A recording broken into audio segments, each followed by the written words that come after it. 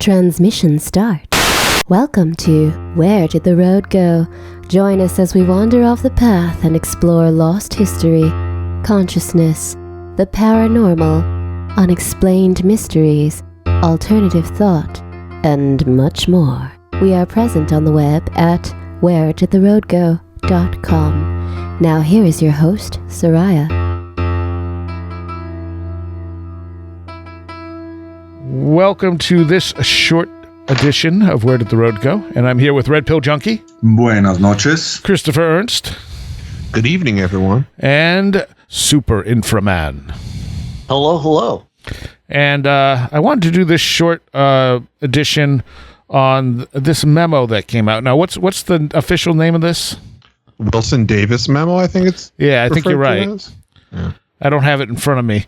And I read through this, and it's like 15 pages long. And it was what?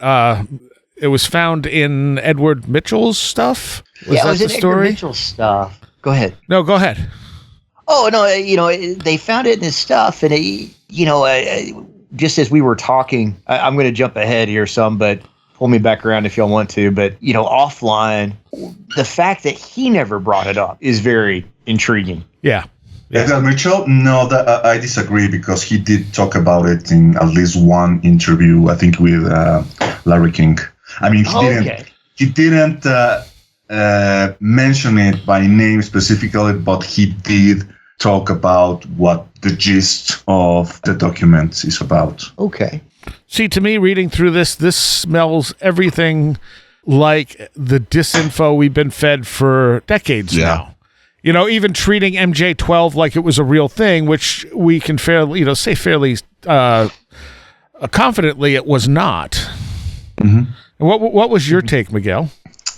Okay, so maybe we should do like a quick summary about what, and I'll try to do my best.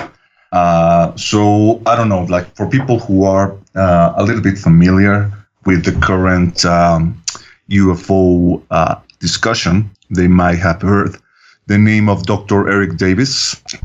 Dr. Eric Davis is a person who has been around the UFO investigation. I don't want to say, I'm not sure if I can say official government UFO investigation because he was part of NITS, back in the day. And he also, was part of OSAP, which was, according to some, because the story is still very murky, the precursor to ATIP, or the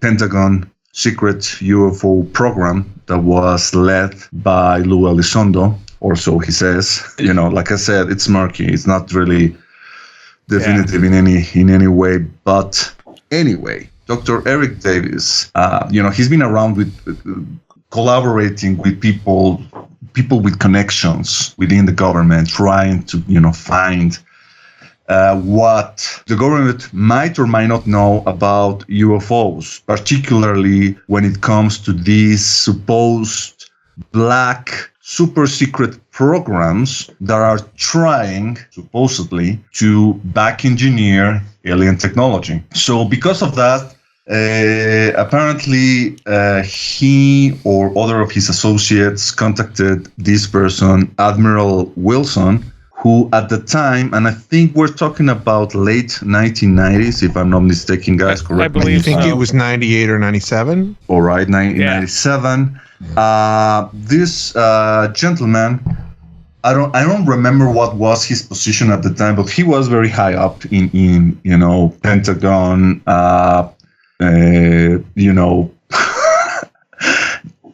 the Pentagon stuff. Right. Yeah. I mean, there's all this jargon that you really need to learn when you are into the UFO stuff, like Undersecretary of Defense and all that. So basically, this guy was in a sufficient high position to try to dig up whether these supposedly black groups who are in control of the UFO information and the cover-up really exist. So according to the memo, which is something, by the way, that Eric Wilson later wrote after he met that Eric Davis wrote after he met with Wilson in the parking lot of some place. I don't remember. I don't remember if it was AG&G or something like that. But they met for a couple of hours, and then Eric Davis did his best to try to write out everything he remembered, verbatim. And Wilson told him, that he had managed to find this group, and they were very shocked that he had managed to locate them. And, he was very insistent, so they finally accepted to meet with him. And they kind of explained to him that, yes, they were in possession of technology. They were trying to reverse engineer technology that, according to them, that was not of this world, and that they did not elaborate any further than that, only to say that they had been very slow in their progress. And when he demanded to know more, because he wasn't in the position to try to see the oversight of these government-funded programs. I mean, what you will expect in a normal democracy, that if you have someone who is working for the government, some secret projects, well, you have to have some kind of oversight, otherwise they will be doing whatever the hell they wanted.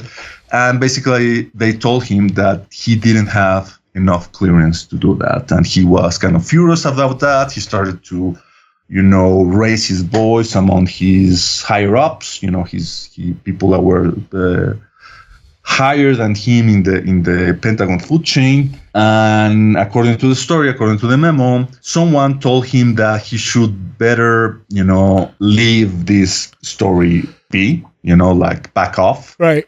And mind his own business, because otherwise he will injure his career. He will be forced to retire early and being demoted, from being a 4-star general to a 4-star admiral to a 3-star admiral. Maybe I'm getting all these wrong, guys, but trying to do my best. And he will not be able to be undersecretary of national defense, which was his goal. So that's what the story ends. That's basically the gist of the Wilson Davis. If you believe in the story, it will confirm that there is indeed these programs that are not under military or government control, but they are in private hands. Privatist companies that are in possession of these non-human or non-earthly super advanced technology, and they don't want any kind of oversight, and not even someone like Admiral Wilson is able to get and crack that secret wide open. Yeah, I was wrong. It wasn't 97, 98, it was 2002. But I guess it came out of a meeting that some of the events that have been happening, around 97. Okay. I knew 97 was involved there somehow. Yeah. And like I said, the contents, I mean, it comes across like all the disinfo that we've been fed for the last 30 years. And you said, Red Pill, too, that you saw this on Imager years ago. Yeah, I mean, I have a copy of it just because I save all the digital stuff that I come across. And I was looking at it now, and that's where I found that it was 2002. But yeah, in the actual, the document itself, it doesn't say, now this is the thing, and this is where I feel like the words are specific, is that the point says program manager said they didn't know where it was from. It is referring to the craft, the recovered stuff. They had, and then in parentheses, they had some ideas on this. It was technology that was not of this earth, not made by man, not by human hands. And I guess my question is, how is this proven that this is not of this earth? Because I guess, in a lot of these situations where we're talking about the metamaterials, and I'm lumping it all in because it really is all kind of in the same sphere there, in terms of where it's coming from. These are alloys that are uncommon, and we would not necessarily consider making them but they're not like, there's nothing that we're seeing that says, oh, well, this has been irradiated by cosmic dust from Jupiter, so we know that it's been in outer space. Right. And I feel like that, to extrapolate from this, that, what is being said is that these are extraterrestrial craft, from an advanced civilization, is again another huge leap. Not to be surprised, but just from the data of this document, it never says that. Yeah. It's open to speculation, right? Like, sure. Putting a silly sci-fi example, if we were to witness something like in the TV series Stargate, something that somebody pushes a button and whoosh, you see a portal to another dimension, you will say, well, you probably won't say, well, but how can you prove that is not made on Earth? Who cares? It's obviously something that is so impossibly more advanced than our current technology. Then by definition, it will be, not of this Earth. The reason I say that too is, it did make me think of the more recent point that has come up in, I think what is, to me, a very fishy situation, which is the Lazar situation, right, where his assertion, at least in the Rogan interview, whatever information, maybe this is just Lazar at this point, who knows, it could be, with the idea was that this was a craft or that was found like in a cave somewhere. Right. Is what, like, this was a piece of essentially like an ancient artifact of, like, some Atlantean civilization.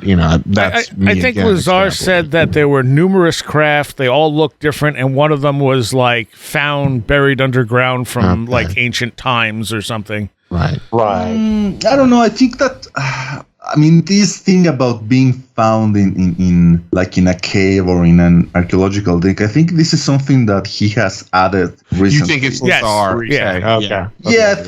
I think my own personal biased, cynical take on this is that Lazar sees the popularity of shows like Ancient Aliens, and maybe he wants to latch on that and say, well, maybe this is something that they found in some archaeological dig, because I think it's interesting, sort of in the way that like Go Rightly does it, to trace the disinformation, like with mutes and how these or the dumb underground bases and how these things change and shift, and if there are because let's be honest, Bob Lazar's quote unquote sports model, the craft that he alleged to have seen when he worked at S4, this super secret area adjacent to, the Nellis range, Area 51, is almost exactly like Billy Meyer, one of Billy Meyer's Pleiadian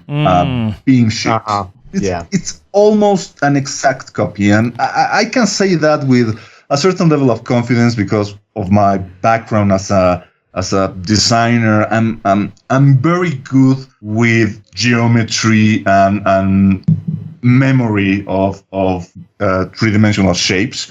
I can right now, guys, everyone listen to this. Open up your browser and pull up an image of Bob Lazar's sports model, and then go and look through the catalog of photographs taken by Billy Meyer that were, advertised in the 1980s, and you will soon find the sort of craft that I'm talking about. Billy Meyer used several types of craft. The last one was the one that was duped. I think it was called the birthday cake, which was so silly in its design. Like, it's something that is kind of like almost like a trash can lid full of Christmas spheres. It's so stupid. But the other one of the earliest ones is the one that I'm talking about. And I'm sure that Bob Lazar copied, or maybe not Bob Lazar, someone copied that particular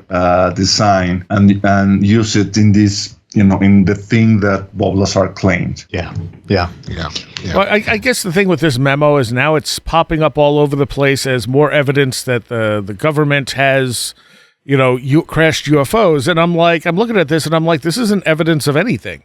Once again. And Gary Nolan recently, there was that with an interview, I think that somebody had linked. I think that came out within the past couple of days where he was essentially inferring that this. I'm sorry, go ahead, Saxon. Oh no, I was just saying I shared it to the group, but go ahead. Yeah. Why don't you? Yeah, no, you explain it then. Well, no, I didn't want to interrupt you, but he gets into talking about consciousness and some other things like that, which I was sort of surprised at, but I appreciated. But it seems to be one of those things, like kind of like how Lazar has gotten recirculated, where it's like, okay, how can we put this back out here again and generate some buzz off of it?